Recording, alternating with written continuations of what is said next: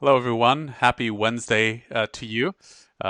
Looking forward to our Facebook study hall today with Monica Vescovi joining us to go over WSET Level 2 tasting note, red wine. But before we let her get started on that, I did want to remind you we have our next WSET online class starting here mid-month, which does include wine kits. So all of our WSET Level 2 and Level 3 online classes do include wine kits as part of the enrollment, and exams will now be offered online starting June 1st as well. So a full 100% online experience. So having said that, I'm going to bring Monica full front and center, and she's going to take us through a tasting note. Welcome, Monica. Welcome. Hello. So, if you are studying and preparing for level 2 examination, this will help you tremendously to walk through the tasting notes. But if you are a wine lover who's just getting into wine and you're getting your wine knowledge, this will help you to understand the structural components of wine, how to assess the wine, how to make a foundation. I like to think of a level 2 or altogether a systematic approach to wine tasting as a foundation of the house. You build that foundation, and then later on in your life, once you move to level 3 diploma or you choose a different path, perhaps, you will build up on that very knowledge, which is a very important thing to understand the basics of the wine tasting so we can move on. I will be giving you some tips also on how to blind taste and which components are important in the blind tasting as well. Overall, the WSET systematic approach to tasting is leading you to finding the conclusion. So you are assessing the wine in your glass, let's say not knowing what you have in your wine glass, and that's what's going to happen today. I'm not going to tell you until the end what do I have in a glass. And at the very end, I would like you, based on the note I'm going to provide, ask you to guess what the wine is. Put it in the box below, put it in the chat box, and let me know if you have guessed, if you have found it, or you simply knew what it is right off the bat. That will also help you to assess your knowledge, assess where you are at. But going forward, we're going to jump into systematic approach to tasting at level 2. And I have a glass of red wine in front of me. So we're going to start assessing the wine with the appearance. So when you look at the glass of wine, what you want to do, you want to tilt your glass at a roughly 45-degree angle. Once you tilt that glass, it's great that you have white surface underneath. It can be a simple napkin, tablecloth, or just a piece of paper, white piece of paper. When you do that, you will be able to assess the appearance, assess the color, and the intensity of that color. Those are two very important factors to start with. Now, you would be asking, why is that important? The color of the wine, how does it help me? Well, color of the wine gives you one hint. It will be speaking about the age of the wine. How is that? Well, let's walk through the appearance. So the first thing that we're going to look at is the intensity of the color and the color itself. So how do you judge intensity? There's a trick with red wine that may help you. When I tilt my glass and I take a finger, I put it underneath. If I can see easily through my finger, that will be pale. If I can somewhat see it or somewhat not see it, or simply if I have a book underneath and I can somewhat see the letters but can't fully read the sentences, that is my medium. And deep is when I cannot see my finger or I cannot read the text underneath. There's another technique. You could also look into the glass and look at the stem and where the glass is joining the stem.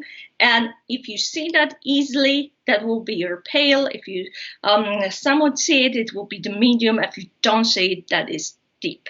So intensity of this particular wine I have in a glass is medium. Then the next thing we're going to look at is the color. And now looking at the color with red wines, we have several choices that will also give you some information. So you start with a purple, ruby, and how do you recognize which is which? Many students at the beginning don't see that difference. So you think of ruby as a base, the ruby red. And if we add to that ruby red a little bit of blue tint, that will be a purple. So purple is that ruby with a little bit of blue tint, sort of that fuchsia color. And you'll find that purple associated with some grape varieties. For example, Shiraz or Syrah would be associated with purple, whereas Cabernet Sauvignon or Merlot tend to be more ruby in color. But when wines are aging, we're going towards the garnet. Garnet is a ruby with a hint of orange into its color, and that is when the wine is aged or aging. And when it comes to the garnet, some of the grape varieties like Pinot Noir, which has less pigment in its color, will lose that pigment earlier and get into the orange earlier. So keep that in mind, that this is not a definite that definition of aging just yet, right? There is somewhat of the age, but depending on how much pigment we have, how much anthocyans we have, that will be changing. And then tawny, it's more brown than ruby.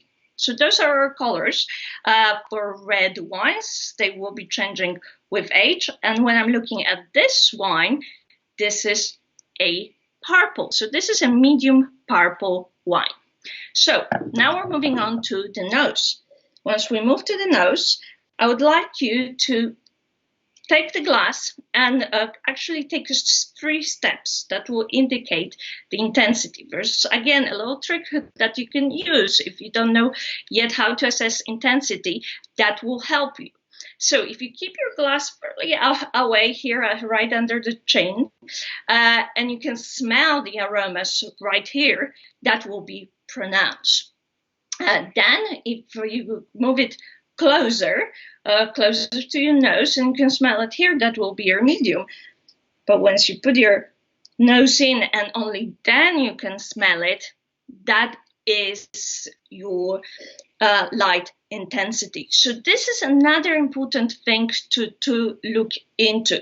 That intensity can be associated with several factors. One of them is the climatic conditions. Others are winemaking techniques as well. It can be associated with the grape variety. So the intensity here of this wine is medium.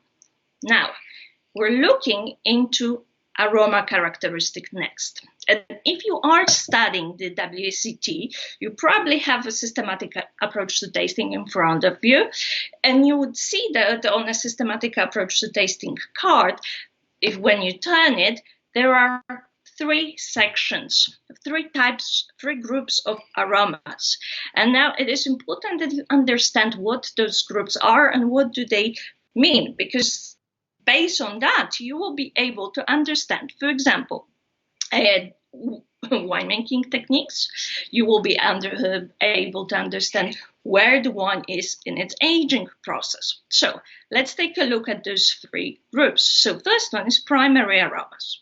And primary aromas come from fruit. So or the winemaking process, for fermentation, particularly, not the process, but fermentation, because the secondary will be post-fermentation. So they can come from fruit or fermentation. So now, when we're looking at the primary aromas are grouped into clusters. And if you're looking at red wines, the clusters that you will be looking into, it's red fruits. What are the red fruits? Those are your raspberries, strawberries, red cherries, cranberries, right? Those will be the fruits that are characterized as tart. Then you have black fruits like plum, blackberry, blueberry, those will be associated more often with the richer wines, but some wines have both. Some wines can have both characteristic, red and black fruit characteristic. This is another important thing to understand, because at level 2 you're sort of getting that grasp on how to recognize flavors, how to recognize aromas. So we won't be getting really deep into the winemaking process and then later on and understanding the process. But I do want you to understand where the aromas are coming from. So in red wines, you can also look into other sections like herbaceous sections. So what would be herbaceous? Those will be sort of the green aromas, like a aroma of a tomato leaf, for example, or a blackcurrant leaf.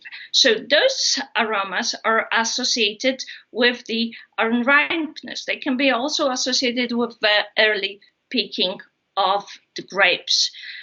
You can also find here aromas of the of wet stones or the flint. You can find in red wines as well, you can define ripeness. Ripeness is another important thing. So you can have fruits that are ripe or the fruits that are tart and unripe. And that will give you also information about the either climatic conditions or the time of picking of the grapes. So in a case of this wine, we have mainly primary aromas with some secondary aromas. So the primary aromas here in this wine are mostly red cherries. Red cherry will be more sour. The black plum. Note that WSET will define a red and black cherry and red and black plum. We'll also have a ripe blackberry, blueberries. It will be a bit herbaceous with some of the eucalyptus notes, and violets. There's another cluster that can refer to red wine, the floral one, that is not only responsible for aromas in white wines, but also in red wines. And I found here strawberry as well. So once you do that, once you smell that and pick up your aromas, we went through primary. Let's move on to secondary aromas. And I apologize. And those secondary aromas come from winemaking. And what are those? Secondary aromas can come from oak. And those aromas that are coming from oak can be vanilla, cedar, nutmeg, just to name the few. There are two other options that we will be talking about when it comes to secondary aromas. Aromas coming from autolysis, from lees aging. Very often we'll see those in white wine production. And we'll also see here aromas that are coming from what we call a malolactic conversion. Also, more often we'll be referring to those in white wines descriptions. So for secondary aromas here, I found the toast, cloves, smoke, and nutmeg. Now, from here, we're going to move on to the palate. So when we're discussing the palate, the first thing that we're going to do is we're going to take a nice sip of wine. And how do you do that? So you have to be prepared. You have to have your spittoon. And once you have your spittoon, take a sip and cover your mouth fully with the wine. Sort of swoosh that whole wine around so all of your receptors are affected with wine, and then spit it out.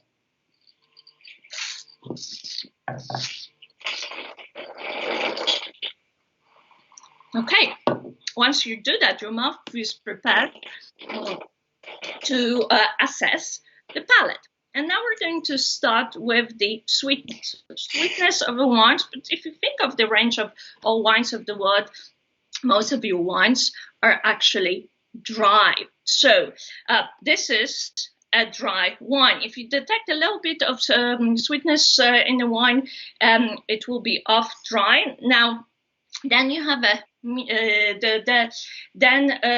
have the medium and the sweet. And when you look at the medium and the sweet, sweet is dessert like. If you think of dessert that you would pair with your wine, that will be sweet. Medium, however, it has a detectable sweetness, but it's usually balanced well with the acidity and not quite there at the dessert level. So this is a dry wine. Now, a typical thing of this wine is acidity, and the acidity here is high. But how do you recognize that acidity?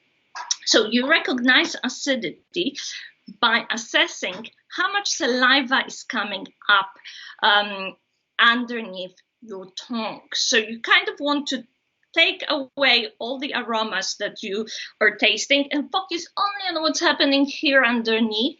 And if you want to test yourself and help yourself on tasting, grab a lemon. Squeeze a little bit of lemon juice to your mouth, and that will be your high. So that notion that you're getting, that is your high. So you have to understand, how do you respond to high acidity? How much saliva you're producing to understand how to assess the acidity well. So this red wine has high acidity, so this is your indication and your tip on what wine this could be. Now, going forward, we're going to move to tannins. Tannins is also opposite of acidity, and tannins is a notion that dries out your gums. It dries out your tongue, and sort of you think about it if you had cotton balls and you put them here underneath, and that's really drying notion. That will be the tannins. Tannins is actually binding with protein in your mouth, making your mouth dry. So that is the notion that you're tasting. Sometimes the tannins is also associated with the bitterness, but it's mainly the mouth drying notion. So once you look at that, the tannin of this particular wine is medium. So that drying notion I have mainly here on top of the gums. But just to give you another hint, this particular grape variety, because it is a single grape variety, and this particular grape variety is associated with low tannins. However, in this case, and I'll tell you why a little later during our tasting, in this case, the tannins is medium. So now, later on, we're looking at the alcohol. And alcohol breakdown in WSET, you have 3 brackets here at level 2, and alcohol can be low, medium, or high. Your low alcohol is below 11%. So when you look at that, and when you look particularly at the red wines, you would rarely see wines with a low alcohol. You will see that low alcohol, for example, perhaps in bracket of Decky. Most of the wines of the world altogether are in medium. Those that are above 14% are high in alcohol. So those are 3 brackets you're looking at. But you really want to look into the sensation that you're getting in your mouth. So alcohol, particularly high alcohol, gives you a burning sensation in your mouth, and that's how at level 2 you're going to recognize the alcohol by judging that burning sensation in your mouth. And in this case, this wine is at high alcohol. To be exact, it has 14% of alcohol, but I get that burning sensation in my mouth. So now we're going to the body. If you took a level 1 and we were telling you or trying to lead you how to read the body of wine, and we were comparing it to the milk, we were discussing the 0% milk, that watery notion that you get, that will be your light body wine, medium body with 2%, and half and half will be your full body. Now, at level 2, I want to take you a little further because it's really a notion of several structural factors. So you're looking at the sweetness, you're looking at the acidity, you're looking at the tannins and alcohol, and those are your factors that you want to take into consideration. So if you're looking at the alcohol, the higher the alcohol, the fuller the body. And this tends to be the major factor that will be adding to the body. But there are other factors like sweetness. Sweetness will also add to the body. Then the tannins. But with tannins, there's a special way to look at it, because if you have ripe tannins, that will add to the body. When your tannins is tart, it will be bringing down the body. And the last thing is the acidity, and acidity actually brings the body of the wine down. So this is a medium body wine. Then the next thing is flavor intensity. And the flavor intensity in most wines will follow the intensity of aromas on the nose. So we were talking about the medium intensity on the nose. However, this is not the case in this wine. This wine is actually a pronounced flavor intensity, so it's slightly different. But the key is that even if your nose and the palate are slightly different in the intensity, it shouldn't be that your nose it has a light intensity once your palate is pronounced. There will be a dissonance there. So make sure they don't go more than one step. Now, the next thing is flavor characteristics. We discuss how we describe flavor characteristics. We discuss it in aromas, but flavor characteristics will be described in a like way when it comes to types of aromas. So we're going back to primary, secondary, and tertiary. Now, what are tertiary aroma? We haven't mentioned it with the nose because our wine doesn't have tertiary aromas, but tertiary aromas come from oxidation or aging. So those will be associated very often with the dried fruit, but they can also have aromas of leaves, dried leaves, and mushrooms, and earthiness. Those you will find in tertiary fruit. So in this case, again, we are staying with primary and secondary aromas alone. And when you are making a note at level 2, make sure that once you go to the palate, you rewrite those aromas. Even if those are alike, very often in wine production, they are alike. Make sure you will write. It's simply a very good practice for you to prepare yourself for your future career, perhaps, or a hobby if you're doing this for pleasure. But again, a red cherry is one of those primary flavors that I found. Black plum, strawberries. I also found the fennel here, and then for secondary, nutmeg, toast, and vanilla. So no tertiaries in this wine. And last thing for the wine is the finish. And now, how do we judge the finish? This is also an important thing to understand, that you are not judging the structural factor, but you're judging the positive flavor characteristics here. So the structural factors like tannins, like acidity, can be typical to, for example, a grape variety. But it is the length of the other flavors that will give you a notion, is this a long finish? So with this wine, I'm going to teach you a sort of a shortcut that we teach here, but it gives a frame for many of the students how to look at it. So we can't. And we can't when our director of education, catering, always talks about Mississippi. So 1 Mississippi, 2 Mississippi, 3 Mississippi, 4 Mississippi. So for me, this is long, and it's about 4. This is a long finish. At 3, you will be at the medium. So That help you at this stage, to look at it from this point of view. But this one has a long finish. And now from here, we would like to get to conclusion. But very often what students will do at the end, they go like, okay, they write a beautiful tasting note. And instead of looking at that note, they will go back to the wine. I'm not liking it that much. You know that I don't enjoy that high acidity because I don't like my red wines with high acidity. This is not my personal preference, which is not the case for me. I love it. But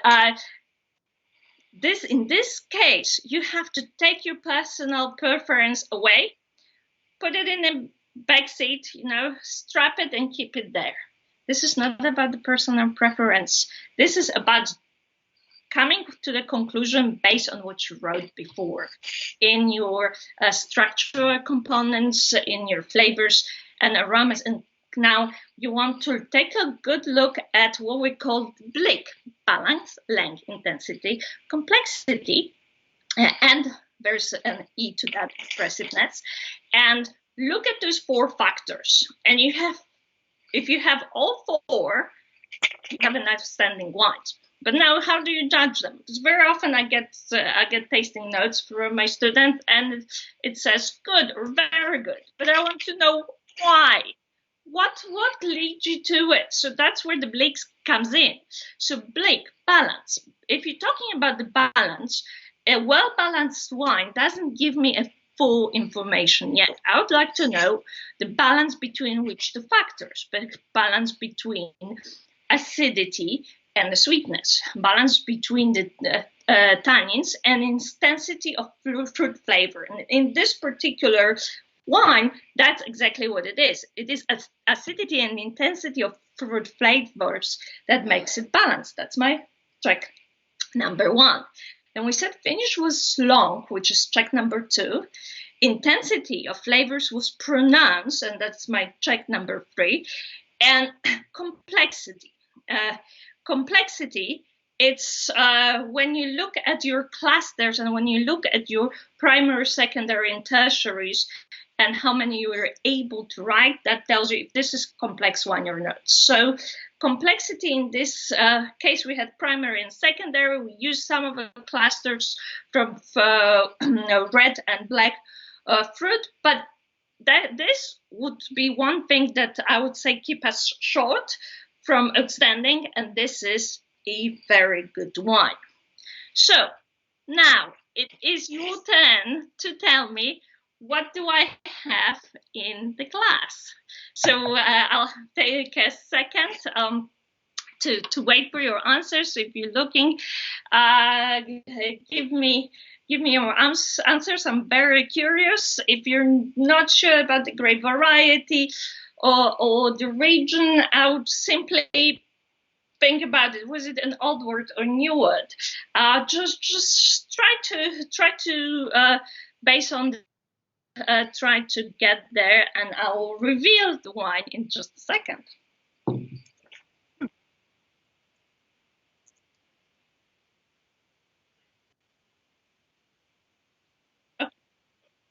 So let me remind you. So we had a medium purple wine. So there were that purple is a hint here when it comes to the color. The intensity was medium, mainly primary and secondary aroma, red tart, cherries, blackberries, blueberries, some toast and nutmeg. So primary and secondary notes. Then high acidity, which this is your clue number 1. In this case, the tannins was medium, but the typical thing of this grape variety is low tannins. So this is your hint number 2 as well. High alcohol, medium body with pronounced flavor intensity. Again, primary and secondary aromas with tart, cherry, black plum, strawberry, fennel, nutmeg, toast, and vanilla. Long finish and very good quality. Great. So if everyone would put a guess in, we have one from Kishore. Thank you so much for that, putting in your guess what you think the wine is. We'll give here a couple of seconds, and I'll play a nice little tune as you put those guesses into the comments.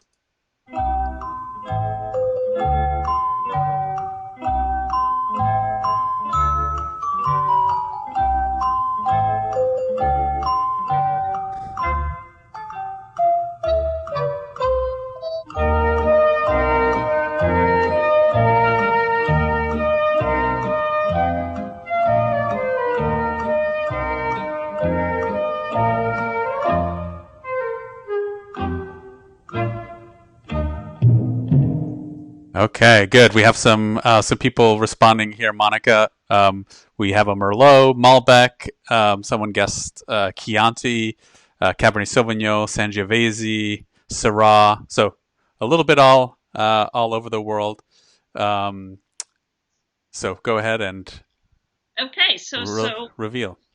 Well, we were seeing some of the grape varieties that could be similar, particularly Sangiovese. However, remember about Sangiovese. Sangiovese will have high tannins.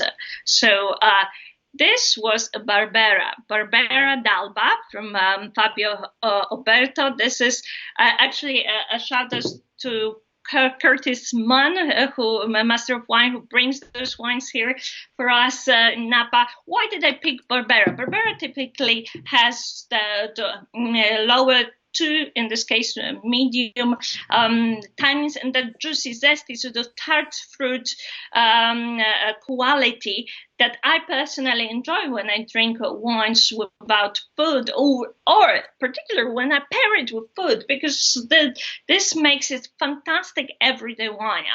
I wanted to also show you a wine that you can easily enjoy every day, and that is affordable choice. But most of all, it's really easy to write a tasting note on an outstanding wine. But when it comes to those wines that make a great value and fantastic choices, I wanted to show you the way to walk you through it, because I noticed that most of my students have the biggest problem judging those particular wines and seeing like, is this good or is it very good? Where is the line? So I hope I did explain it to you, and I was able to help you and show you how to approach it. And I also chose an Italian wine, just in line with everything that's happening, sending my love to Italy, to my love to my Italian Piemontese friends in particularly. Thank you so much for being here with us. Thank you for studying. Keep on studying. Don't give up. This is a great time, the best time to study right now. Join us for next FB Lives. We have fantastic webinars as well coming up. So tune in and keep studying. Great. Well, thank you so much, Monica. Thank you, everyone, for joining us here on this Wednesday. As a reminder, join us again Saturday, 1 p.m. for our next Facebook Live, Napa Valley Wine Academy. In the meantime, if you're studying for a wine certification, we wish you all the best luck, and make sure and join us here for our regular study halls, where we hopefully provide you with some information and tips on how to pass those exams. Thanks again. Stay safe, drink well, and have a fantastic Wednesday. Cheers.